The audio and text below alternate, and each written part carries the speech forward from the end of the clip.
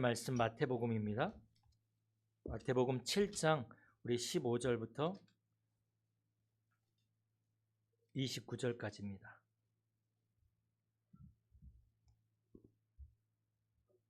마태복음 7장 19절부터 신약성경 신면입니다. 마태복음 7장 우리 15절에서 29절까지 말씀입니다. 우리 교독합니다. 제가 15절을 먼저 읽습니다. 거짓 선지자들을 삼가라. 양의 옷을 입고 너희에게 나아오나 속에는 노략질하는 일이라.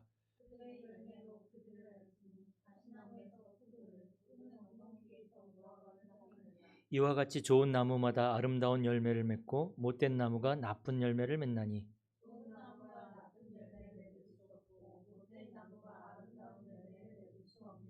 아름다운 열매를 맺지 아니한 나무마다 찍혀 불에 던져지느니라. 나더러 주여 주여 하는 자마다 천국에 들어갈 것이 아니요 다만 하늘에 계신 내 아버지의 뜻대로 행하는 자라야 들어가리라.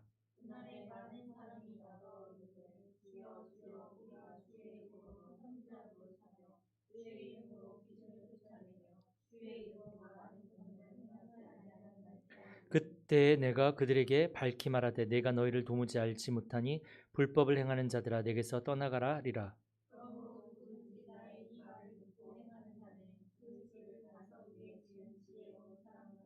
비가 내리고 창수가 나고 바람이 불어 그 집에 부딪히되 무너지지 아니하나니 이는 주추를 반석 위에 놓은 까닭이요.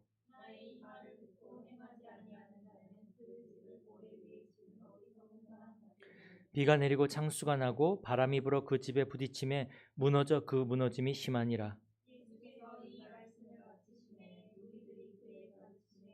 같이 읽습니다. 이는 그 가르치시는 것이 권위 있는 자와 같고 그들의 서기관들과 같이 아니함 일러라. 아멘. 자, 우리가 오후 예배는 마태복음의 말씀을 계속 우리가 보고 있습니다. 오늘 반석 위의 집과 모래 위의 집. 이건 너무 많은 우리가 설교를 들어서 알고 있죠. 기초에 관한 그런 말씀이지만 우리 인생의 기초와 또 우리의 모든 삶의 신앙의 기초는 복음입니다. 그래서 다른 것에 실패했어도요, 복음에 성공하면 실패가 발판이 될 수 있습니다. 그러나 다른 것에 성공했는데 복음에 실패하면 가장 큰 불행이죠. 우리 모든 신앙의 기초, 우리 신앙의 구심점은 복음입니다.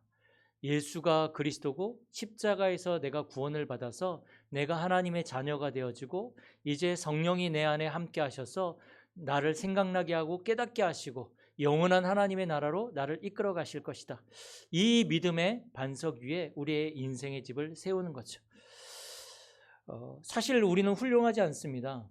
우리는 어떨 때 무능하기도 하고 무기력하기도 하고 무능력하죠. 그런데 하나님은 우리가 훌륭하기 때문에 우리를 부르신 것이 아니죠. 우리 속에 있는 이 복음을 보고 그 복음을 누리고 이 복음을 전할 가능성을 보시고 하나님은 우리를 불러주시고 우리를 축복하시는 것입니다. 우리는 훌륭한 사람은 되지 않지만 중요한 사람입니다. 복음이 있기 때문에. 그래서 복음이라는 것은 어떻게 보면 영적으로 보면 완전히 하나님의 축복과 하나님의 능력을 받는 기준점입니다.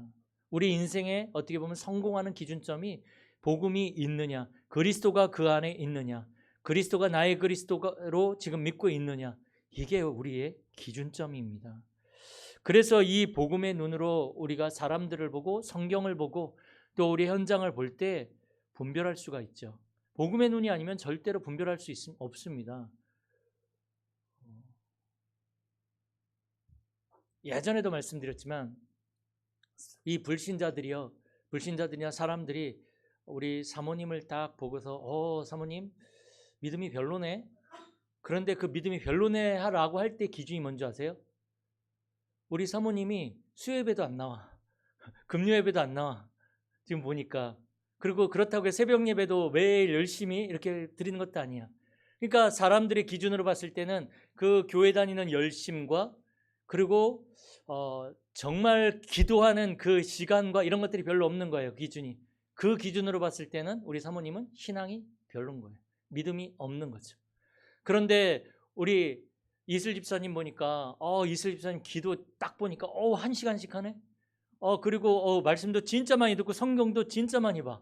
그러고 보니까 조카들도 데리고 다니고 진짜 막 이래. 그 열심을 기준으로 보니까 신앙이 너무 좋은 거 있죠.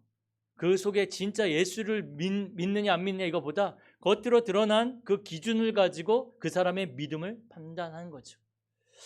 그게 바로 겉사람의 신앙을 보고 판단하는 거죠. 그러나 예수님은 속사람을 보신다고 그랬습니다. 우리의 중심을 보는 거죠. 중심을. 그래서 우리는 이 분별할 때에 뭘 가지고 분별합니까? 그 사람이 정말 예수님을 그리스도로 믿느냐 안 믿느냐. 그것이 바로 우리의 신앙의 기준입니다. 그래서 이것을 기준으로 봤을 때 믿음의 대열에 서 있느냐 불신앙의 대열에 서 있느냐 이게 갈라집니다. 그런데요, 이 어느 대열에 서 있냐에 따라서 그 응답은 그 미래는 어마어마하게 갈려버립니다. 성경에 보면 이 믿음의 대열과 불신앙의 대열에 대해서 계속적으로 말씀하고 있죠. 가인과 아벨, 이삭과 이스마엘, 야곱과 에서 계속. 근데요, 여기 잘 보시면 이 에서나 이스마엘이나 가인 이 사람들이 육신의 복을 받은 사람들이에요. 근데 성경에서는 이 사람들이 불신앙의 대리라고 하니까 이 사람들이 막 저주받고 막 안 되고 망하고 한 것 같지만 안 그래요. 이 사람들도 육신의 복을 받고 이 사람들도 세상에서 성공을 하고 다 했던 사람들이에요. 그런데 성경에서 말하고 있는 이 기준이 뭐냐면 이 사람들이 정말로 언약의 대열에 서 있냔 말이죠. 하나님이 주신 그 말씀, 언약을 이어가는 대열에 있느냐 없느냐를 보고 하나님은 이 사람이 지금 실패했느냐 성공했느냐를 보신다는 겁니다. 여러분과 제가 어디에 있습니까? 언약의 대열, 믿음의 대열에 서 있어야 됩니다. 에서의 대열에 서서 교회 다닐 수도 있어요. 교회 못 다니는 거 아니에요. 불신앙의 대열에 서서 교회 다닐 수 있고 다 할 수 있습니다. 그러나 정말로 하나님이 원하시는 것은 가진 것이 없어도 또 가진 것이 많아도 그거하고 상관없이 내가 믿음의 대열에 서 있어야 된다는 것입니다. 자꾸 사람들은 이 돈이 있느냐 없느냐, 성공했느냐 성공하지 않았느냐 요거를 자꾸만 그 어떤 그 축복의 기준으로 보는데 그거 아닙니다. 정말로 하나님이 나와 함께 하시냐, 내가 정말 예수 그리스도를 믿느냐, 그렇다면 내가 감옥에 있어도 괜찮고 감옥 밖에 있어도 괜찮고 우리의 기준은 이거 하나뿐입니다. 그리고 보면 양과 이 예수님이 말씀하시죠. 양과 염소, 알곡과 가라지. 가라지는 그 열매가 없는 거잖아요. 성경에서 양과 염소 얘기할 때 염소는 조금 불신앙의 대열에 선 사람들을 염소라고 해요. 염소는 막 치받죠. 양은 뭐 얌전하고 뭐 그렇게 표현을 합니다. 또 초대교회는 보면 정말 예수님을 그리스도로 믿고 자기의 생명을 내놓은 사람들, 그리고 바리새인들도 있었죠. 바리새인들의 신앙이 사람들이 보기엔 굉장히 좋았어요. 이 대열에서 신앙생활 할 수도 있습니다. 사회적 지위를 가지고. 그러나 언약의 계보에서 이탈되어져 버린 사람들입니다. 우리는 여기에서 이탈되어지면 안 되는 거죠. 한마디로 말해서 뭡니까? 지금 이거는 복음과 종교에 대해서 말하고 있는 것입니다. 종교. 그럼 이걸 어떻게 우리가 알 수 있습니까? 그 열매를 보면 우리가 알 수 있다라고 이렇게 말씀하고 있습니다. 우리가 진짜와 가짜를 어떻게 우리가 구별할 수 있죠? 알 수 있죠? 우리가 가끔 보면 짝퉁이 진짜 같잖아요. 그러니까 사람들 예전에 제가 중국에 우리 성도님들 모시고 딱 갔을 때 짝퉁 시장 가니까 환장하시더라고요. 와, 그거 짝퉁 시장에서 보는 것만으로 환장한데 갑자기 특A이 있다면서 아주 특A만 있는 데로 데려가니까 눈이 돌아가시더라고요. 진짜 그게요. 짝퉁인데 50만 원, 60만 원짜리를 사세요. 그 루이비통 뭐 이런 거 샤넬 이런 거에 완전히. 근데 특A는 진짜 진품 같아요. 진품 같아요. 구별을 못 해요. 진짜 구별 못 해요. 그런데 언제 구별이 되어지냐? 그 비행기 타고 딱 오는데 그 상표가 떨어져. 그게 비행기 안에서 그 내릴 땐 이제 상표 없이 내리는 거죠. 그때 이제 구별이 되는 거죠. 그 열매를 보고. 진짜와 가짜는요, 그 열매를 보면 분명히 알 수 있습니다. 오늘 15절에 보면 이제 이 양의 옷을 입고 나타난다고 했는데, 우리가 영안이 열리지 않으면, 복음의 눈으로 보지 않으면요, 뭐만 보입니까? 양의 탈만 보입니다. 양의 탈만. 그냥 보면 순한 양처럼 보입니다. 근데 가면을 쓰고 있는 거죠. 진짜 아닌 거죠. 그래서 우리가 복음에 집중해야 되는 것입니다. 복음에. 제가 말씀드렸잖아요. 예전에 그 미국에 있는 그 목사님, 우리 어머니 잘 아시지만 그분이 그 LA에서 사무라이 스시집 하면서 돈 굉장히 많아요. 그러니까 교회를 이분이 직접 세우시고, 목사도 막 쫓아내세요. 마음 안 들면 쫓아내시고, 그리고 목사가 어떤 지나가는 분이 그 교회를 막 이렇게 건축하고 있는데, 이분이 돈 다 되니까 건축을 하고 있는데, 지나가던 분이 가가지고 막 벽돌을 맸단 말이죠. 교회 건축을 하는데 교회에 와가지고, 목사래요. 와가지고 또 질통도 메고 막 성전 건축하는데 막 그냥 혼심을 다해서 하신 거예요. 그러니까 마침 목사가 없으니까 그분을 목사로 세운 거죠. 근데 어디서 신학했는지도 모르겠고, 이분이 이제 하신 말씀이 천국과 지옥이 없다는 거죠. 그리고 자꾸 성도들한테 이상한 얘기하고, 전생에 당신과 나는 부부였다면서, 그것도 꼭 그 과부들한테만 돈 많은 과부들한테만. 그 목사 그런 사람 많습니다. 이게 누구한테 들은 게 아니라 직접 그분이 얘기를 해주신 거예요. 가짜 많아요, 목사도. 그래서 진짜 복음 아니면 우리가 이거를 제대로 구별할 수가 없는 거죠. 결국은 양의 탈을 썼지 사실은 노략질하는 일이라는 거죠. 그 영혼을 도적질하고 그 생각과 마음을 빼앗아서 완전히 멸망으로 몰고 가는. 그래서요, 우리는 목사 따라가지 마세요. 저도 따라오지 마세요. 말씀 붙잡으시면 됩니다. 말씀. 그러고 보니까 가시나무에서 포도를 내며 엉겅퀴에서 무화과를 낼 수 있겠냐. 이 말은 무슨 말입니까? 종교 생활해 가지고는 생명 살릴 수 없다는 얘기입니다. 복음이어야지만 생명을 살릴 수 있지, 종교를 가지고는 생명을 살릴 수 없습니다. 그래서 좋은 나무에 붙어 있으면 되는데, 저와 여러분이 정말로 우리의 미래에, 우리의 후대가, 우리 인생에 좋은 열매를 맺어야 되는데, 그러기 위해서 좋은 나무에 붙어 있으면 돼요. 그 나무가 뭡니까? 예수님이에요. 거기에 붙어 있으면 돼요. 그래서 우리는 응답받으려고 애쓰지 말고 응답의 사람이 되어줘야 되는 거죠. 좋은 나무에 붙어 있는다는 그런 겁니다. 막 응답받으려고 하지 마세요. 응답의 사람이 되시면 되고요. 축복받으려고 몸부림치는 것이 아니라 축복의 시간표 속으로 먼저 들어가야 됩니다. 성공하려고 애쓰는 것이 아니라 성공자가 되어줘야 되고요. 성공할 수밖에 없는 사람이 먼저 되어줘야 되죠.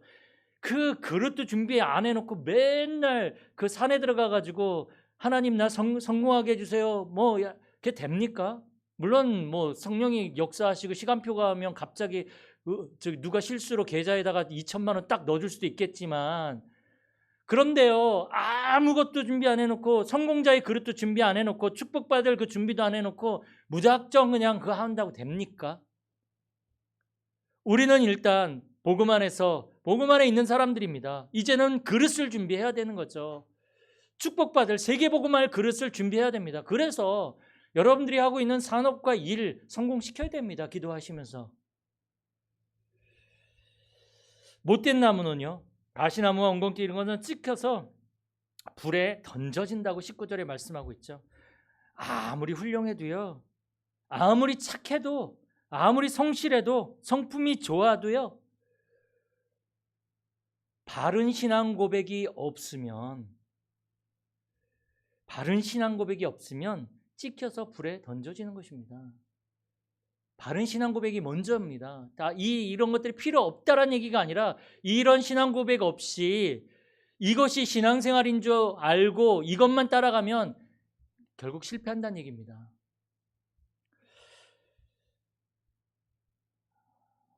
그래서 20절에 보면 그들의 열매로 그들을 알리라. 결국은 우리에게 증거가 응답이 나타납니다. 복음의 열매가 올 수밖에 없습니다. 복음의 열매가 맺혀지는데 가장 중요한 것은 뭡니까? 복음의 열매는 뭡니까? 속사람이 변화되어지는 것입니다. 내가 치유되어지는 것. 종교의 열매는 뭡니까? 겉사람이 변화되어지는 거죠. 겉사람이 변화되어지는 것. 다릅니다. 복음의 열매를 맺어야 됩니다. 복음의 열매를. 그러면서 오늘 모래 위의 집과 반석 위의 집에 대해서 나옵니다. 우리가 집을 얘기할 때 항상 들으셨던 말씀이지만 우리의 인생과 믿음을 집에 표현을 합니다. 인생의 집을 짓는다, 믿음의 집을 짓는다, 이렇게 표현을 하고 있는데 오늘 21절 22절에 보면 주여 주여 하는 자마다 천국에 들어가는 것이 아니라고 하죠. 사람들이 예수님을 따라다니는 목적이 복음이 아니에요. 예수님이 지금 나타내는 기적과 능력이라면 최소한 굶어 죽진 않겠구나.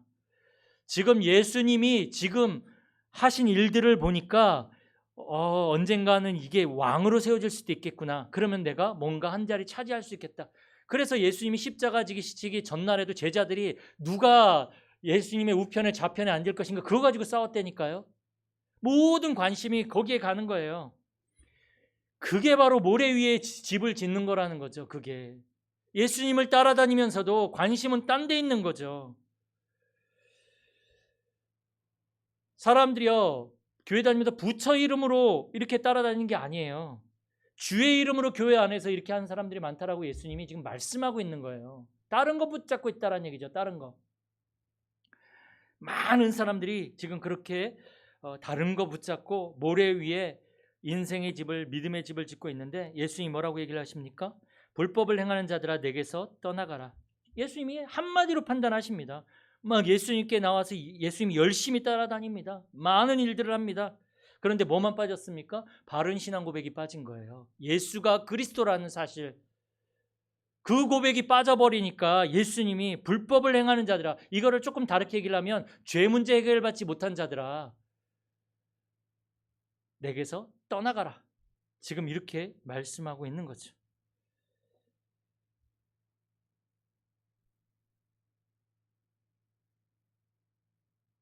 하나님 모르는 사람은요 어디에 그 기초를 뭘로 쌓아야 될지를 잘 모릅니다. 하나님 모르는 사람의 인생은요 크고 멋있고 화려하고 근사하게 그렇게 집을 지으려고 하죠. 그런데 크고 화려하고 멋있고 근사하게 그 집을 모래 위에 집을 지으면 어떻게 되겠습니까? 무너질 수밖에 없는 거거든요. 그 기초가 중요하거든요. 화려하고 멋있고 이게 중요한 것이 아니라 물론 그렇게 지어야 되겠지만 근데 그 기초가 모래 위라면 그 화려한 것이 멋있는 것이 근사한 것이 그게 헛수고가 되어져 버린단 말이죠. 우리의 인생이 얼마나 억울합니까? 이제 우리는요 하나님이 책임지는 성공 속으로 들어가셔야 됩니다. 무너지는 성공 속으로 들어가시면 안 됩니다. 무너지지 않은 우리의 인생의 집, 믿음의 집, 안 무너지는 인생의 집을 지어야 합니다. 어떻게 짓습니까? 바른 신앙 고백부터. 그리스도가 나의 그리스도로 바르게 신앙 고백하는 데서부터 이 인생의 집을 바르게 지을 수 있는 것입니다. 그래서 사람들은 대부분 현상 가지고만 얘기를 합니다. 나타난 현상, 보여진 현상, 멋있고 이런 것들. 그러나 주님은 본질을 가지고 말씀하는 거죠. 네가 지금 이 죄 문제 해결받지 않았잖냐? 니들이 그 열심을 가지고 구원받을 수 있느냐? 네가 그렇게 열심히 하나님 믿는다고 하는데 그 열심이 네 열심이지 하나님이 그거 받냐? 안 받는다는 거죠. 그래서 예수님이 한마디로 말씀하십니다. 어리석은 사람. 그래서 지은 집이 무너지는데 그 무너짐이 힘이 심하니라. 이렇게 말씀하고 있습니다.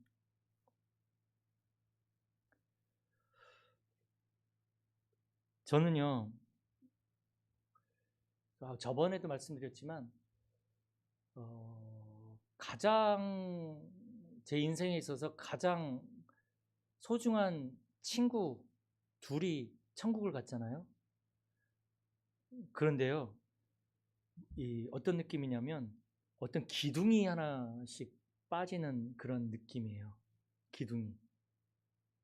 그러니까 굉장한 충격이더라고요. 그게 가장 내가 어렸을 적부터 같이 믿음의 동지요, 신앙의 동지요, 정말 그러한 가장 힘들 때 나를 위해서 기도할 수 있고 또 의지가 됐던 그러한 사람들, 그리고 육신적으로는 굉장히 나의 안 좋았던 시절을 기억하는 친구, 그런 친구긴 하지만, 그런데 그런 친구들이 기둥이 무너지고 나니까 진짜 힘들더라고요. 지금도 가끔 생각나요. 이 친구가 있었으면 좋았을 걸, 이런 생각이 나거든요. 그런데 우리의 인생에 있어서 가장 중요한 것은 복음인데, 우리의 믿음인데, 이게 없다면 우리가 쌓아놓은 모든 것들이, 의지하고 있는 모든 것들이 다 무너져 버립니다. 무너져 버립니다. 언젠가 무너져 버립니다. 무너지는 집을 더 이상 우리는 지으면 안 됩니다. 예수님이 반석 위에 지은 집을 말씀하실 때에 나의 이 말을 듣고 행하는 자, 뭡니까? 하나님의 말귀를 깨닫는 자, 언약을 깨달은 자를 말하는 거죠. 나의 이 말을 듣고 행하는 자는 하나님의 말씀을 제대로 붙잡고 깨달은 사람을 말합니다. 그 사람이 24절에 지혜로운 사람이라고 말씀하고 있죠. 그래서 반석 위에 세워진 이 사람은요, 반석 위에 세워졌기 때문에 그 인생의 집이, 믿음의 집이 무너지지 않습니다. 사람들은 폭풍우가 불고 홍수가 나서 저거 무너질 거야 라고 얘기를 하지만 성경에서는 안 무너진다고 얘기를 하고 있습니다. 그럼 우리가 안 무너지는 거 붙잡아야죠. 안 무너지는 거. 왜 안 무너집니까? 반석 위에 세워졌기 때문에 안 무너지는 거죠. 가장 간단한 건데, 그래서 우리의 신앙을, 우리의 인생을 반석 위에, 그리스도 위에 세워야 합니다. 고린도전서 3장 11절, 이 터는 곧 그리스도라. 이 그리스도의 터 위에 우리의 인생의 집을 세워야 합니다. 우리는 무너지지 않는 길을 가고 있고, 우리는 무너지지 않는 사업을 하는 사람들입니다. 안 그래요? 여러분들의 사업은 무너지지 않습니다. 왜? 무너지지 않은 그리스도의 반석 위에 세웠기 때문에. 여러분들의 인생은 무너지지 않습니다. 그리스도의 반석 위에 여러분들의 인생이 세워졌기 때문에. 우리 교회는 무너지지 않는 교회입니다. 그리스도의 신앙 고백한 사람들이 모였기 때문에 그렇습니다. 반석 위에 세워졌고 하나님이 친히 책임지시기 때문에 그렇습니다. 여러분들은 그 속에 들어왔습니다. 바른 신앙 고백했기 때문에. 그게 굉장히 중요하죠. 그래서 오늘 제목처럼 이번 한 주간에 혹시 내가 모래 위에 무엇이 세워졌다면 빨리 터를 바꾸세요. 반석 위에, 그리스도의 터 위에 바른 신앙 고백하고 거기에서 우리의 인생이, 산업이, 또 우리의 후대가 시작할 수 있도록 기도하며 바꾸는 우리 성도님들이 되어지기를 축복합니다. 합심해서 한번 기도하도록 하겠습니다. 하나님 감사드립니다. 이 시간에도 우리가 말씀을 붙잡고 하나님 기도하기를 원합니다. 하나님, 우리가 이제 믿음의 대열 속에 서게 하여 주시옵소서. 그리스도의 반석 위에 우리의 아버지 하는 신앙의, 하나님 믿음의 그 아버지 하는 기둥들이 세워질 수 있도록 하나님 역사하여 주옵소서. 하나님, 정말 우리의 산업이, 우리의 인생이, 우리 교회가 하나님이 친히 책임지시는 그 터 위에 세워졌음을 고백합니다. 하나님, 정말 우리가 믿음을 하나님 정말 더 굳건히 갖고 이제 담대히 하나님 달려나갈 수 있도록 하나님 역사하여 주옵소서. 모든 상황과 모든 여건과 모든 일 속에서 하나님이 역사하시고 하나님이 일하시는 것을 보는 한 주간이 될 수 있도록 하나님 축복하여 주옵소서. 주의 성령께서 이 모든 일 가운데 간섭하시고 우리의 믿음을 하나님께서 도와주옵소서. 주 예수 그리스도의 은혜와 아버지 하나님의 사랑과 성령님의 역사하심이 이제 우리의 인생과 우리의 믿음의 집을 그리스도의 터 위에 세우며 바른 신앙 고백 위에 세우길 원하는 우리 모든 성도님들의 머리 위에, 또 우리 성도님들의 모든 산업과 직장 위에, 또 가정과 가문과 모든 현장 위에, 우리 렘넌트 위에 이제로부터 영원까지 항상 함께 있을지어다. 아멘.